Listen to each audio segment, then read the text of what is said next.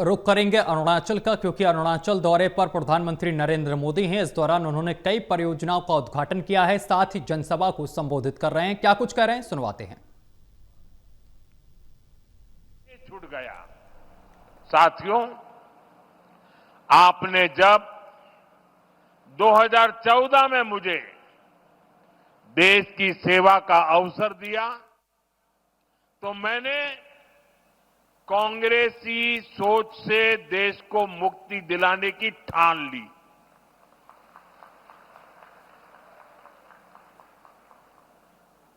हमारी प्रेरणा किसी राज्य में वोटों और सीटों की संख्या नहीं, नेशन फर्स्ट की भावना है। देश पहले हमारा एक ही मंत्र है, नागरिक देवो भव। जिनको कभी किसी ने नहीं पूछा उसको मोदी पूजता है। इसलिए जिस नॉर्थ ईस्ट को कांग्रेस के समय में भुला दिया गया था, वो साल 2014 के बाद विकास की प्राथमिकताओं का केंद्र बन गया है। हमने पूरे नॉर्थ ईस्ट के विकास के लिए बजट कई गुना बढ़ाया। हमने लास्ट माइल कनेक्टिविटी और लास्ट माइल डिलीवरी को अपनी सरकार की पहचान बनाया। और इतना ही नहीं, हमने ये पक्का किया कि सरकार दिल्ली में बैठकर नहीं चलेगी। अफसरों को, मंत्रियों को ज्यादा से ज्यादा नॉर्थ ईस्ट आना होगा, यहां रात्रि मुकाम करना होगा। साथियों, कांग्रेस सरकार के समय में 2-3 महीने में एकाध बार कोई मंत्री नॉर्थ ईस्ट आता था।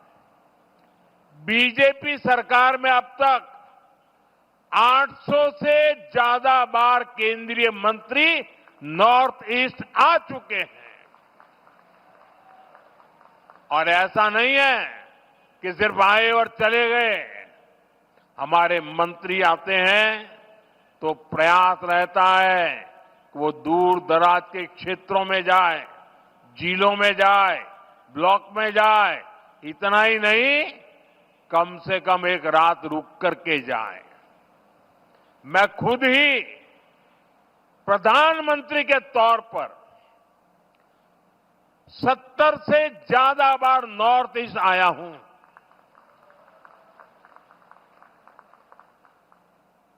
अभी पिछले हफ्ते ही मैं मिजोरम, मणिपुर और असम गया था और रात गुवाहाटी में रुका था। नॉर्थ ईस्ट मुझे दिल से पसंद है और इसलिए हमने दिल की दूरी भी मिटाई है, दिल्ली को आपके पास लेकर के आए हैं। साथियों, हम नॉर्थ ईस्ट के 8 राज्यों को अष्टलक्ष्मी के रूप में पूजते हैं। इसलिए इस क्षेत्र को विकास में पीछे नहीं देख सकते।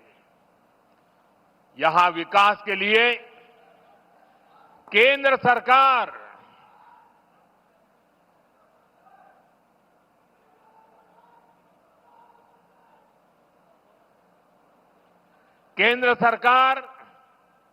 ज्यादा से ज्यादा पैसे खर्च कर रही है।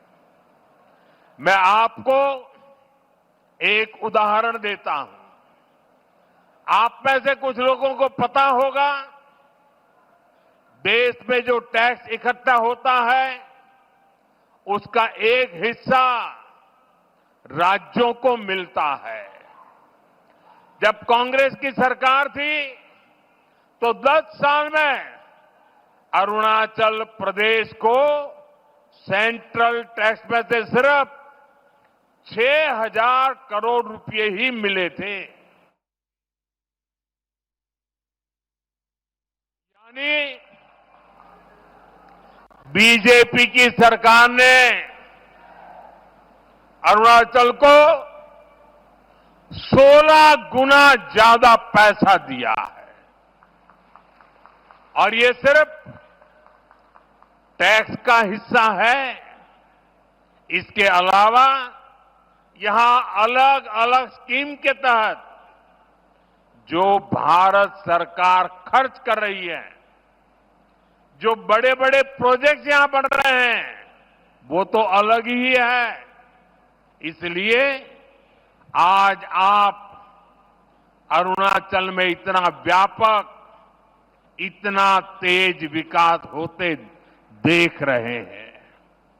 साथियों, जब नेक नियत से काम होता है, जब प्रयासों में ईमानदारी होती है, तो उसके नतीजे भी दिखते हैं।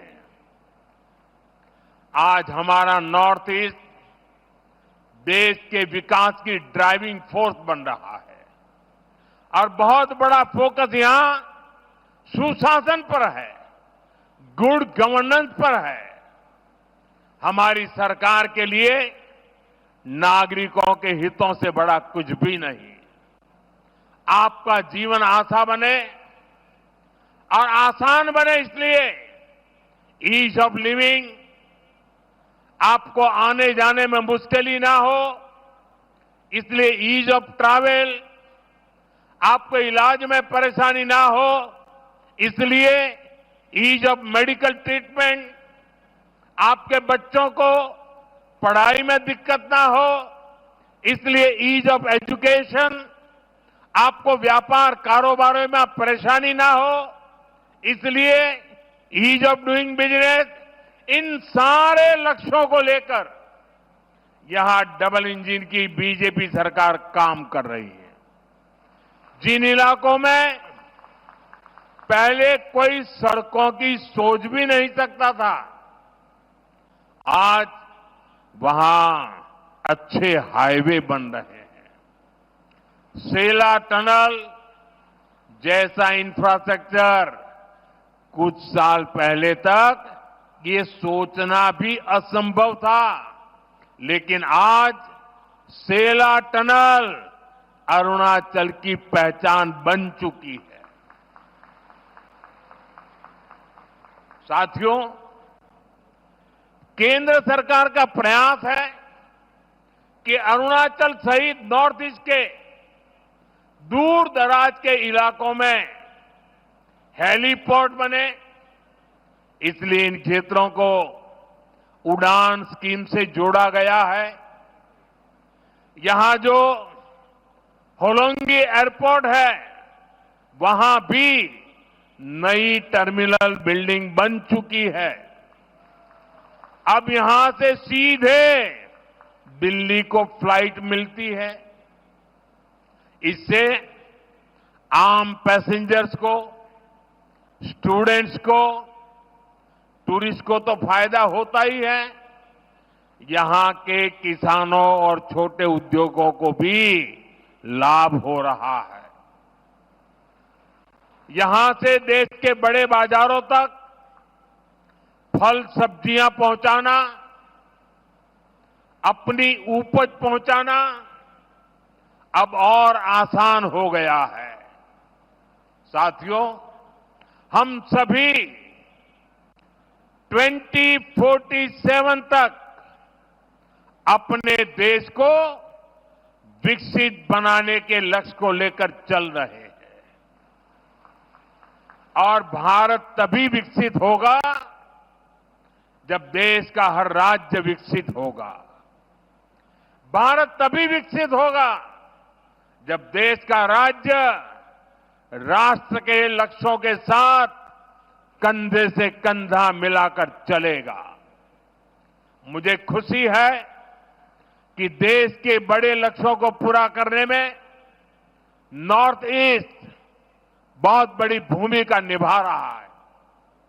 पावर सेक्टर, इसका बेहतरीन उदाहरण है भारत ने 2030 तक 500 गीगावाट बिजली, 500 गीगावाट बिजली गैर परंपरागत स्रोतों से पैदा करने का लक्ष्य रखा है।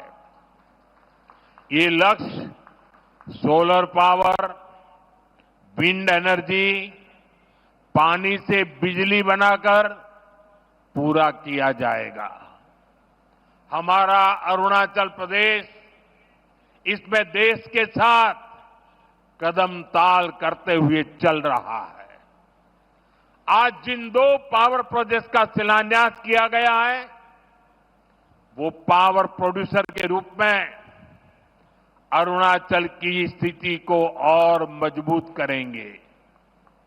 इससे अरुणाचल के हजारों नौजवानों को नौकरियां मिलेगी और यहां विकास के कार्यों के लिए सस्ती बिजली भी उपलब्ध होगी। कांग्रेस की एक पुरानी आदत है कि विकास का जो भी काम मुश्किल होता है, उस काम को वो कभी हाथ ही नहीं लगाते, भाग जाते। कांग्रेस की इस आदत का नॉर्थ ईस्ट को, अरुणाचल को भी बहुत नुकसान हुआ। जो मुश्किल इलाके होते थे, जो पहाड़ों में हो, ये जंगलों के बीच हो, जहां विकास के काम करना चुनौती होता था, उन क्षेत्रों को कांग्रेस पिछड़ा घोषित करके भूल जाती थी। इसमें देश के ट्राइबल इलाके, नॉर्थ ईस्ट के जिले सबसे अधिक थे। जो बॉर्डर से सटे गांव थे, उनको देश के लास्ट विलेज कहकर कांग्रेस अपना पल्ला झाड़ लेती थी।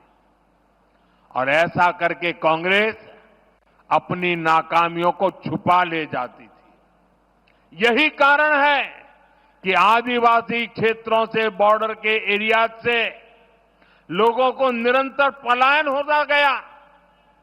साथियों, हमारी सरकार ने, बीजेपी ने इस अप्रोच को भी बदल दिया।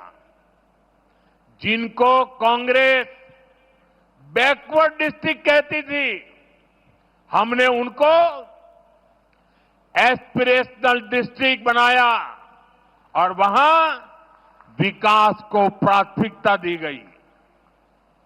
बॉर्डर के जिन गांवों को कांग्रेस लास्ट विलेज कहती थी, उनको हमने देश के फर्स्ट विलेज माना। इसके अच्छे परिणाम आज हम देख रहे हैं। आज बॉर्डर के गांवों में विकास की नई रफ्तार देखी जा रही है। वाइब्रेंट विलेज प्रोग्राम की सफलता ने लोगों का जीवन आसान बनाया है। अरुणाचल प्रदेश के भी 450 से अधिक ऐसे बॉर्डर विलेजेस में तेजी आई है। वहां रोड, बिजली और इंटरनेट जैसी सुविधाएं पहुंची है। पहले बॉर्डर से शहरों की तरफ पलायन होता था, लेकिन अब बॉर्डर के गांव टूरिज्म के नए केंद्र बन रहे हैं। साथियों, अरुणाचल में टूरिज्म के लिए बहुत संभावनाएं हैं। जैसे जैसे कनेक्टिविटी नए नए इलाकों को जोड़ रही है, वैसे वैसे यहां टूरिज्म बढ़ रहा है। मुझे खुशी है कि बीते दशक में यहां टूरिस्ट की संख्या में 2 गुनी वृद्धि हुई है।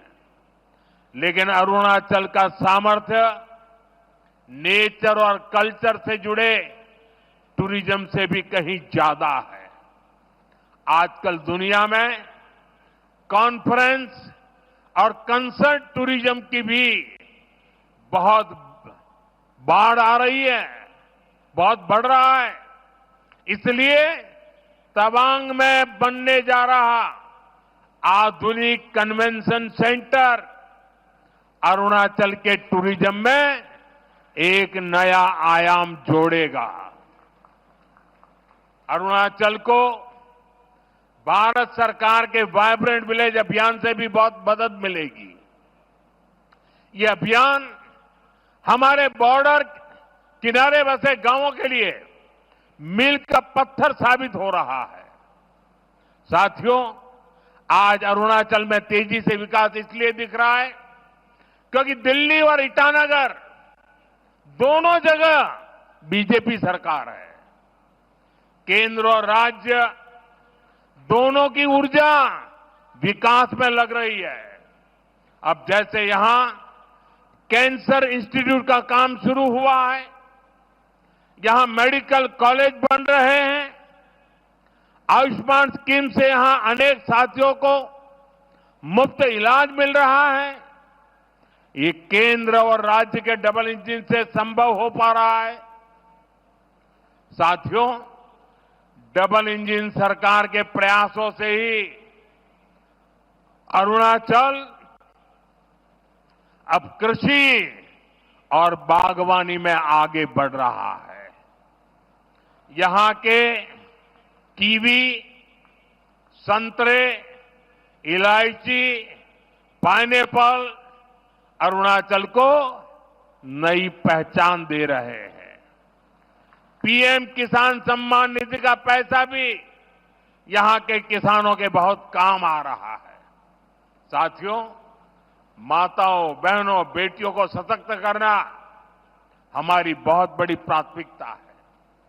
देश में 3 करोड़ लखपति दीदियां बनाने हैं, ये बहुत बड़ा मिशन है, लेकिन ये मोदी का मिशन है। मुझे खुशी है कि पेमा खांडू जी और इनकी टीम इस मिशन को भी गति दे रही है। यहां बड़ी संख्या में वर्किंग वुमेन हॉस्टल बनाने का जो काम शुरू हुआ है, उससे भी बेटियों को बहुत सुविधा होगी। साथियों, यहां बहुत बड़ी संख्या में माताएं बहनें आई हैं। मैं आपको जीएसटी बचत उत्सव की फिर से एक बार बधाई दूंगा। नेक्स्ट जनरेशन जीएसटी रिफॉर्म का भी बहुत बड़ा फायदा उन्हें ही मिलने वाला है। आपको अब हर महीने घर के बजट में बहुत राहत मिलने वाली है। किचन का सामान हो, बच्चों की पढ़ाई की चीजें हो, जूते कपड़े हो, अब ये और सस्ते हो गए हैं। साथियों, आप साल 2014 के पहले के दिन याद करिए, कितनी सारी परेशानियां थी। महंगाई आसमान छू रही थी, चारों तरफ महा घोटाले हो रहे थे, और तब की कांग्रेस सरकार जनता पर टैक्स का बोझ बढ़ाती ही जा रही थी। उस समय साल में 2 लाख रुपए कमाने पर भी इनकम टैक्स लग जाता था। ये मैं 11 साल पहले की बात कर रहा हूं। 2 लाख रुपया अगर कमाया आपने तो आपको इनकम टैक्स देना पड़ता था। और आम जरूरत की कई चीजों पर कांग्रेस की सरकार 30% से अधिक टैक्स लेती थी। बच्चों की टॉफी पर भी इतना टैक्स लगाया जाता था। साथियों, तब मैंने कहा था, मैं आपकी कमाई और आपकी बचत दोनों को बढ़ाने का काम करूंगा। बीते सालों में देश के सामने अनेक बड़ी बड़ी चुनौतियां आई, लेकिन हम इनकम टैक्स घटाते गए। इसी साल हमने अब विचार कीजिए, 11 साल पहले 2 लाख, इसी साल हमने 12 लाख रुपए तक की वार्षिक आय पर इनकम टैक्स 0 कर दिया। और आज से जीएसटी को भी हमने सिर्फ 2 स्लैब तक सीमित कर दिया है, 5% और 18%। बहुत सारी चीजें अब टैक्स फ्री हो गई है, बाकी सामान पर भी टैक्स बहुत कम हो गया है। आप आराम से अब अपना नया घर बना सकते हैं। कोई स्कूटर, बाइक खरीदना है, बाहर खाना पीने के लिए जाना है, कहीं घूमने फिरने जाना है, ये सब पहले से सस्ते हो गए हैं। ये जीएसटी बचत उत्सव आपके लिए बहुत यादगार बनने वाला है। साथियों, मैं अरुणाचल प्रदेश की हमेशा इस बात के लिए प्रशंसा करता हूं कि आप सभी नमस्कार से भी पहले जय हिंद कहते हैं। आप वो लोग हैं जो देश को स्वयं से भी पहले रखते हैं। आज जब हम सब मिलकर विकसित भारत बनाने के लिए इतनी मेहनत कर रहे हैं, तो देश की हमसे भी एक अपेक्षा है। ये अपेक्षा है आत्मनिर्भरता की। भारत विकसित तभी होगा जब भारत आत्मनिर्भर होगा। और भारत की आत्मनिर्भरता के लिए जरूरी है स्वदेशी का मंत्र। आज समय की मांग है, देश की मांग है कि हम स्वदेशी अपनाएं, खरीदे वही जो देश में बना हो, बेचे वही जो देश में बना हो, गर्व से कहें ये स्वदेशी है। मेरे साथ बोलेंगे? आप लोग मेरे साथ बोलेंगे? मैं कहूंगा गर्व से कहें, आप कहें ये स्वदेशी है। गर्व से कहें, गर्व से कहें, गर्व से कहें। इसी मंत्र पर चलते हुए देश का विकास होगा, अरुणाचल का, नॉर्थ ईस्ट का विकास तेज होगा। एक बार फिर आपको इन विकास परियोजनाओं के लिए बहुत बहुत शुभकामनाएं देता हूं। आज नवरात्रि का पावन पर्व भी है, बचत उत्सव भी है। तो इस उत्सव में शरीक होने के लिए मेरी एक रिक्वेस्ट है आपको, अपना मोबाइल फोन बाहर निकालिए और मोबाइल फोन का फ्लैश लाइट चालू कीजिए। सब अपने मोबाइल की फ्लैश लाइट चालू करें। सबके मोबाइल की फ्लैश लाइट चालू करिए और हाथ ऊपर कीजिए सबका। सब अपने मोबाइल की फ्लैश लाइट। ये बचत उत्सव का नजारा है, ये बचत उत्सव की ताकत है। ये नवरात्रि का प्रथम दिन है। देखिए, प्रकाश ही प्रकाश है और अरुणाचल का प्रकाश पूरे देश में फैल जाता है। देखिए, चारों तरफ नजारा देखिए, चारों तरफ नजारा देखिए, रोशनी ही रोशनी, चमकते तारों की तरह। मेरी आप सबको बहुत बहुत शुभकामनाएं, बहुत बहुत धन्यवाद।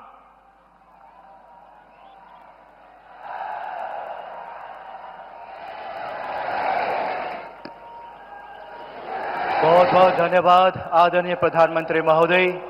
आपके आशीर्वचनों तथा मार्गदर्शन के लिए उपस्थित तमाम लोगों की ओर से आपके प्रति हृदय से आभार।